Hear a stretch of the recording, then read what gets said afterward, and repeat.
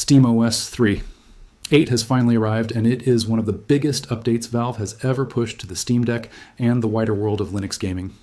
If you have been putting off the update, or you're simply curious whether your favorite games actually run well on this new version, you are in exactly the right place. In this video, we are going to walk through 20 of the most popular games on Steam and see how they behave on SteamOS 3.8, what has changed under the hood, and whether this update is the one that finally convinces you to leave Windows behind for good. We are also going to talk about battery life, thermals, loading times, and the small details that most reviews skip over, because those little things end up shaping your daily experience far more than any single benchmark number ever could. Before we jump into the games themselves, let's talk about what SteamOS 3.8 actually changed, because a lot of the performance and compatibility improvements you're about to hear about trace directly back to these core system upgrades. Valve rebuilt SteamOS 3.8 on a newer Arch Linux base and moved the system to Linux kernel 6.16. That alone is a meaningful jump because a newer kernel means better hardware detection, improved power management, and support for a wider range of components, which matters a lot when developers are optimizing their games for Linux compatibility layers like Proton.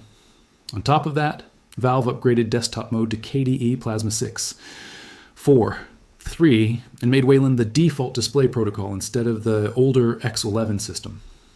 This might sound like a small technical detail, but it actually has a real impact on smoothness, HDR support on external displays, variable refresh rate compatibility, and how well multiple monitors behave when you dock your Steam Deck or run SteamOS on a desktop PC.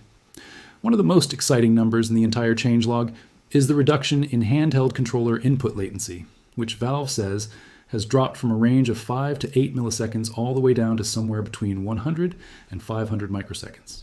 For competitive games and fast-paced action titles, that difference is something your hands can actually feel, even if your eyes cannot always catch it.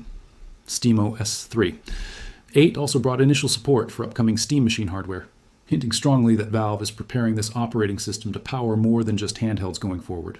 There's also expanded support for third-party devices, including the Asus ROG Ally, ROG Xbox Ally, Lenovo Legion Go and Legion Go 2, and MSI Claw handhelds, along with improved gyro response, controller firmware updates, and better battery charge limiting options. All of this matters because SteamOS is no longer just the operating system running inside your Steam Deck. It is quickly becoming the foundation for an entire ecosystem of Linux-based gaming devices. Another thing worth mentioning before we dive into the games is how much smoother the update process itself has become. SteamOS 3.8 substantially improved the speed of future OS updates on high-speed connections, which means you spend less time staring at a progress bar and more time actually playing. Valve also re-enabled Bluetooth Wake for the original Steam Deck LCD model, improved Wi-Fi stability on the Steam Deck OLED, and fixed a number of session crashes related to game recording and screencasting through tools like OBS and Discord. None of these changes show up in a frame rate graph, but they absolutely shape how reliable your day-to-day experience feels. Now, let's get into the 20 games, starting with the ones that are going to make Linux gaming look like an absolute dream, before we move into a few titles that still have some friction, so you know exactly what to expect. We start with Baldur's Gate 3, one of the biggest releases in recent years, and a game that Larian Studios built with a native Linux client from the very beginning. This means Baldur's Gate 3 does not even need Proton to translate Windows code.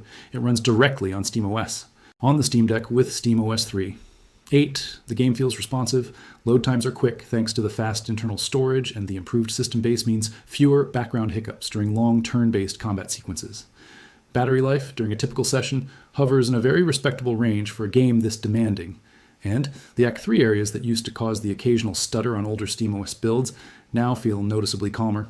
If you have ever wondered whether a game this massive and this complex could run comfortably on a handheld, Baldur's Gate 3 is proof that it absolutely can. Next up is Elden Ring, which has held Proton's highest compatibility rating for a long time now.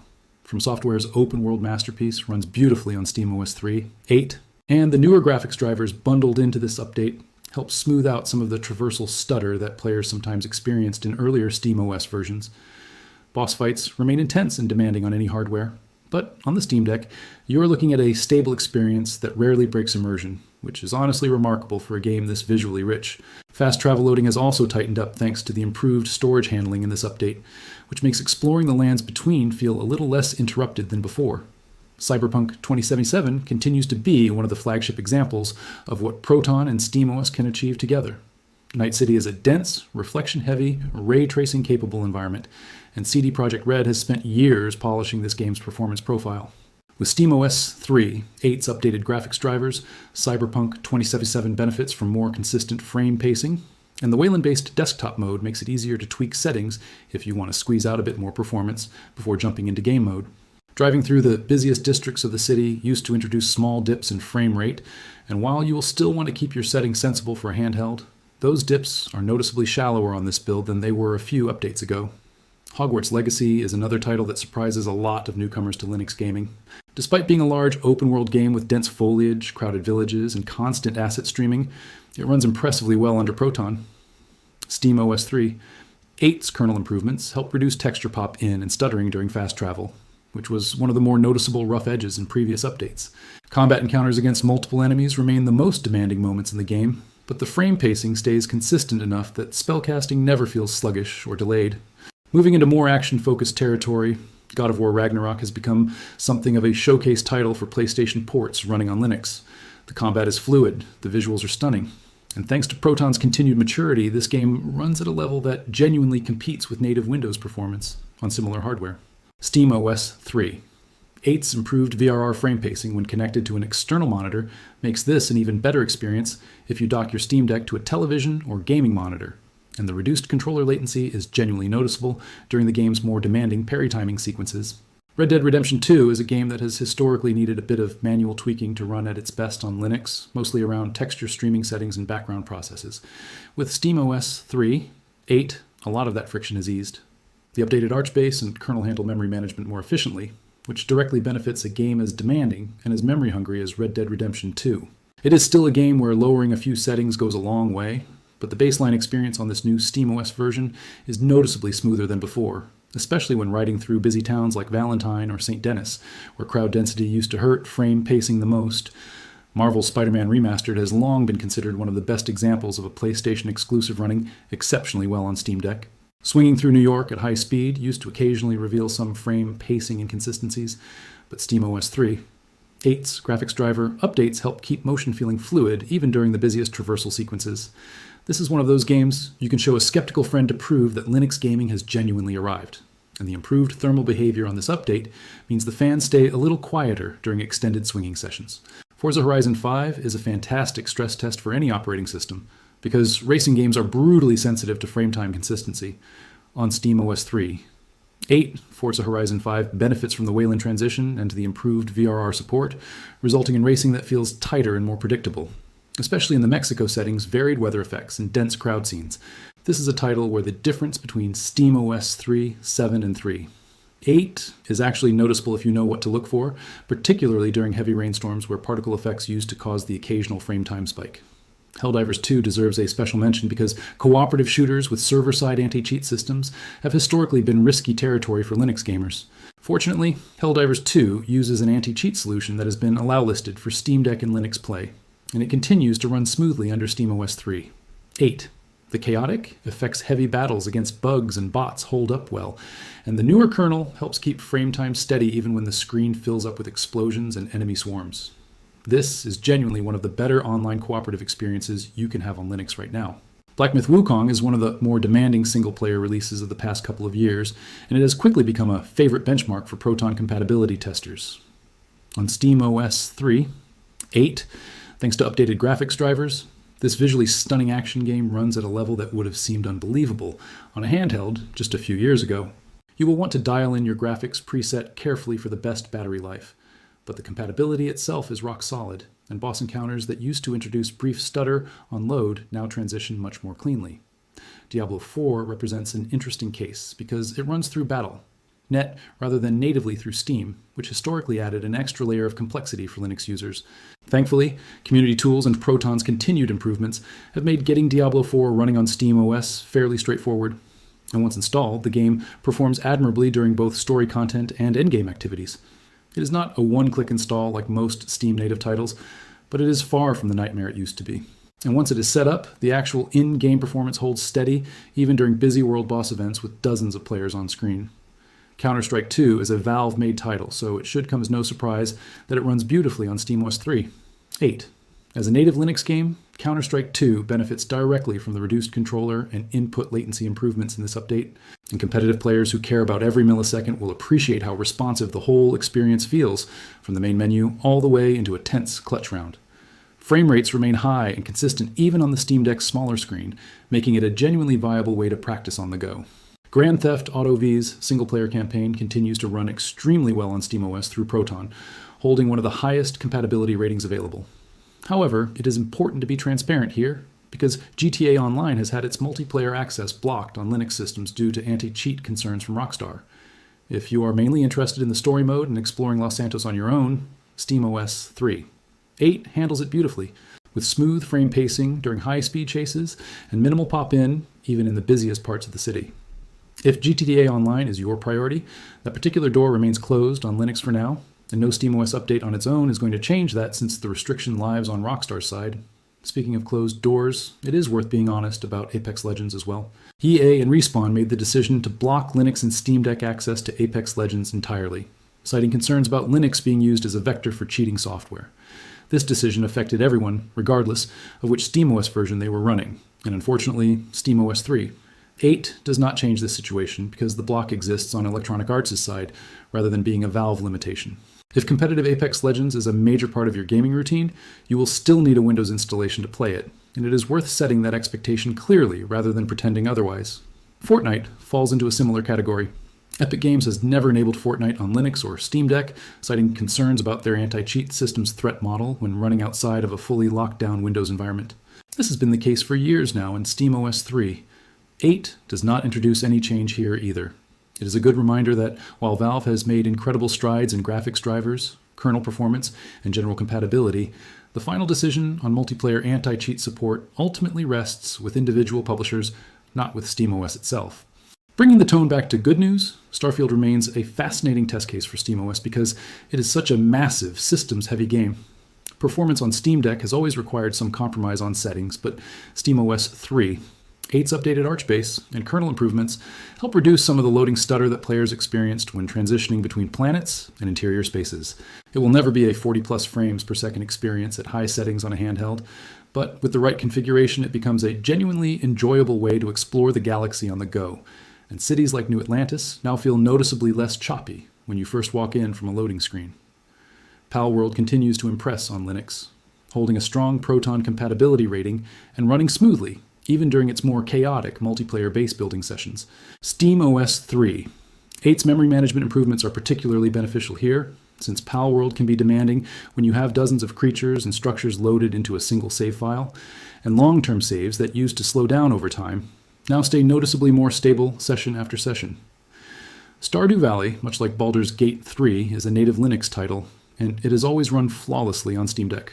SteamOS 3.8 does not need to do much heavy lifting here because this beloved farming simulator is lightweight enough to run smoothly on nearly any hardware. It remains a perfect example of a low-pressure, cozy game that plays exactly the same whether you are on Windows or Linux, and battery life during a typical farming session easily stretches across several hours.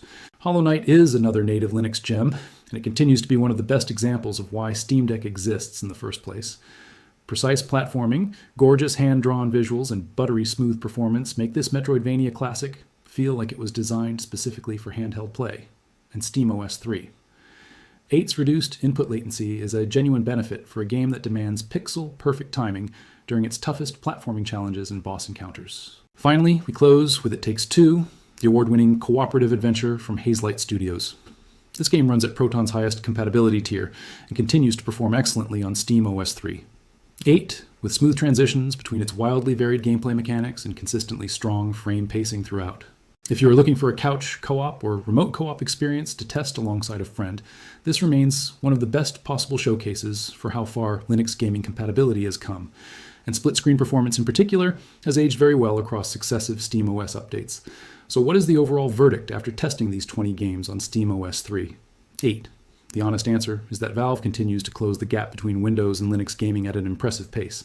Single-player heavy titles like Baldur's Gate 3, Elden Ring, Cyberpunk 2077, Hogwarts Legacy, God of War Ragnarok, Red Dead Redemption 2, Spider-Man Remastered, Black Myth Wukong, Palworld, Stardew Valley, Hollow Knight, and it takes two, all run at a level that makes choosing SteamOS an easy decision.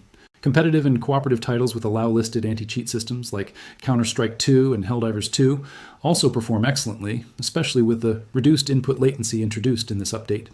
Racing and driving games like Forza Horizon 5 benefit noticeably from the Wayland transition and improved VRR handling. The friction that remains is not really a SteamOS problem at all. It is a publisher decision problem. Games like Apex Legends, Fortnite, and the online multiplayer portion of Grand Theft Auto V are blocked because of choices made by EA, Epic Games, and Rockstar around anti-cheat systems, not because Valve's operating system cannot technically handle them. This distinction matters a lot when you're deciding whether SteamOS or Steam Deck is right for you, because if your gaming library leans heavily towards single-player experiences or cooperative titles with Linux-friendly anti-cheat, you are going to have an outstanding time. If your gaming life revolves entirely around Apex Legends or Fortnite, you will still need to keep a Windows partition or a separate gaming PC around for now. What makes SteamOS 3.8 such a meaningful update is not just the raw compatibility numbers, it is the accumulation of small improvements that add up to a noticeably better daily experience. The move to a newer Arch Linux base in kernel 6. 16 improves stability and hardware support across the board.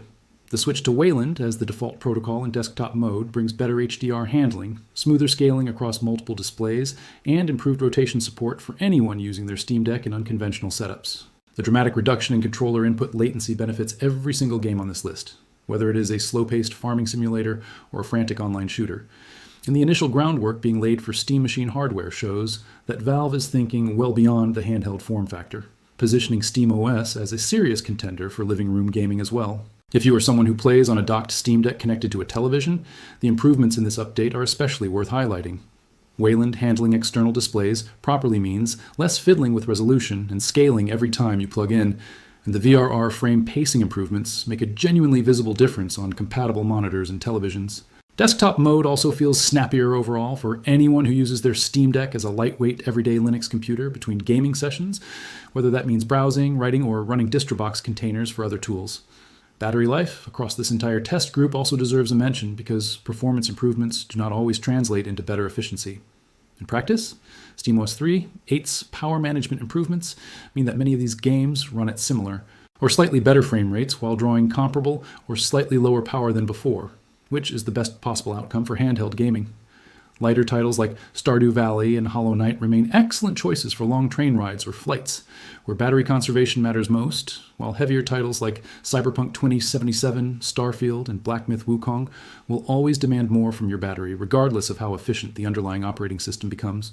If you have been on the fence about updating to SteamOS 3.8 or switching your gaming setup over to Linux entirely, this collection of 20 games should give you a realistic picture of where things stand today.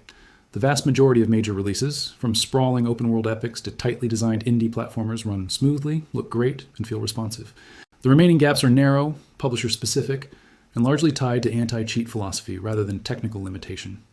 Valve keeps pushing SteamOS forward at an aggressive pace, and if this update is any indication, the list of games that do not work on Linux is going to keep shrinking with every future release. Before wrapping up, it is worth remembering that this pace of improvement did not happen overnight.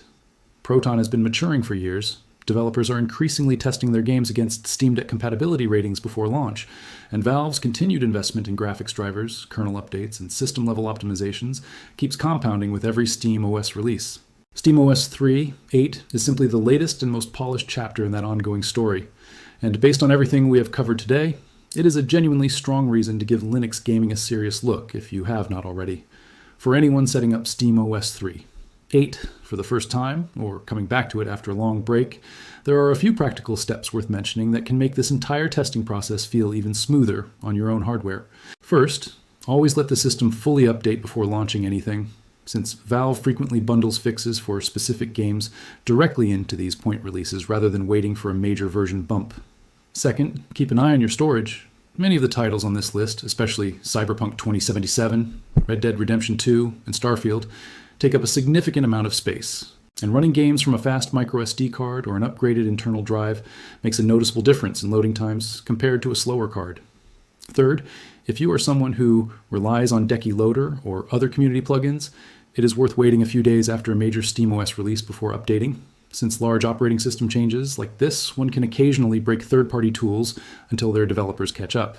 It is also worth talking briefly about how SteamOS 3.8 compares to running the same games on a similarly priced Windows handheld, because that comparison is ultimately what most people care about when deciding where to spend their money. Windows handhelds still carry some advantages, particularly around day one support for the small number of anti-cheat protected games that remain blocked on Linux. However, the trade-off is that Windows on a handheld form factor has always struggled with background processes, forced updates interrupting play sessions, and a desktop interface that was never designed for a touchscreen and a controller. SteamOS 3.8 continues to feel purpose, built in a way that Windows handhelds still cannot quite match. From the seamless suspend and resume functionality to the way game mode gets out of your way and lets you focus entirely on the game in front of you. For the 20 games covered in this test, the difference in actual day-to-day usability leans heavily in SteamOS's favor, even accounting for the handful of blocked competitive titles.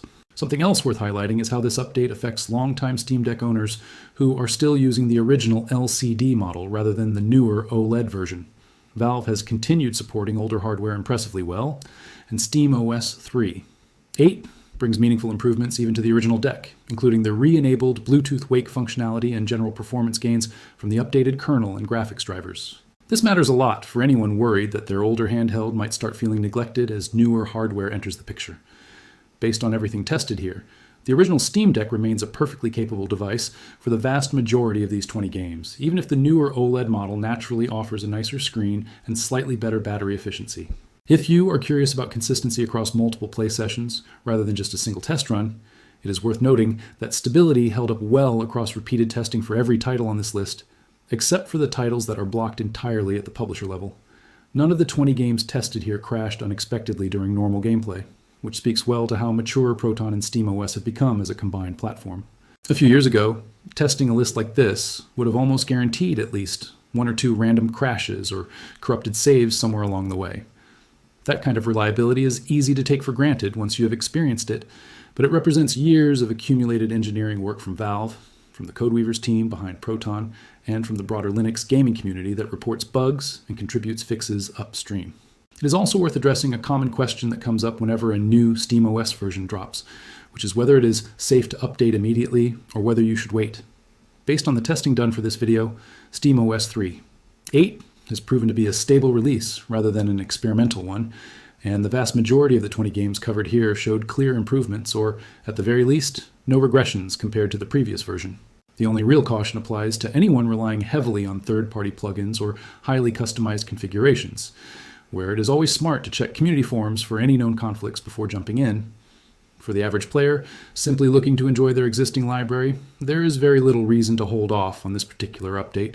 Looking ahead, it seems clear that Valve has bigger plans for SteamOS than just the Steam Deck. The hints scattered throughout this update about Steam Machine hardware, combined with the growing list of officially supported third-party handhelds like the ROG Ally, ROG Xbox Ally, Legion Go 2, and MSI Claw devices, suggest that SteamOS is being positioned as a genuine alternative operating system for PC gaming as a whole, not just a niche solution for one particular handheld. If that vision continues to play out, updates like SteamOS 3.8 are going to matter more and more, not just for existing Steam Deck owners, but for anyone considering stepping away from Windows entirely for their gaming setup. One last thing worth mentioning before we close out is how much easier it has become to simply check compatibility for any game not covered in this particular list. Between the built-in deck-verified ratings on the Steam store page for every title and the wider community-driven compatibility database that tracks Proton performance across thousands of games, you rarely have to guess anymore before buying something new. SteamOS 3.8 continues to feed into that same ecosystem, and as more publishers see strong sales numbers coming from Steam Deck and Linux players, the incentive to properly support this platform keeps growing. That is ultimately the bigger story behind an update like this one. It is not just about 20 games running a little smoother, it is about an entire platform maturing, to the point where Linux gaming stops being a compromise and starts being a genuine first choice for a huge portion of players. Let me know in the comments which games you want tested next on SteamOS, and if you found this breakdown helpful, consider subscribing for more Linux gaming coverage, SteamOS updates, and hardware comparisons, as Valve continues expanding this ecosystem toward Steam machines and beyond.